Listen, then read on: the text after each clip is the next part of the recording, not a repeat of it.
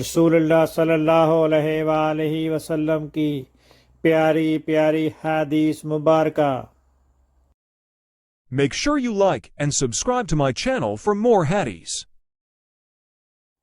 امام مالک رحمۃ اللہ علیہ نے ابو زناد سے خبر دی، ان سے اعرج نے، ان سے ابو ہریرہ رضی اللہ عنہ نے کہ رسول اللہ صلی اللہ علیہ وسلم نے فرمایا کہ اگر مجھے اپنی امت یا لوگوں کی تکلیف کا خیال نہ ہوتا تو میں ہر نماز کے لیے ان کو مسواک کا حکم دے دیتا۔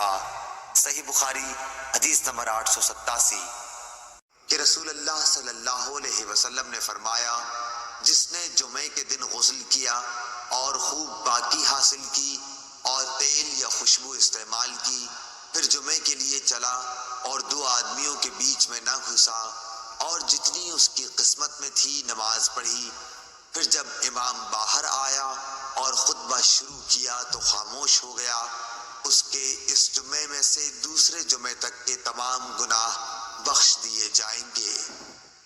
صحیح بخاری حدیث نمبر 910۔ نعیم بن عبداللہ المجمر نے بیان کیا اور ان سے حضرت ابو ہریرہ رضی اللہ عنہ نے بیان کیا کہ رسول اللہ صلی اللہ علیہ وسلم نے فرمایا، مدینے کے راستوں پر فرشتے ہیں، نہ اس میں طاعون آ سکتا ہے نہ دجال۔ صحیح بخاری حدیث نمبر 1880۔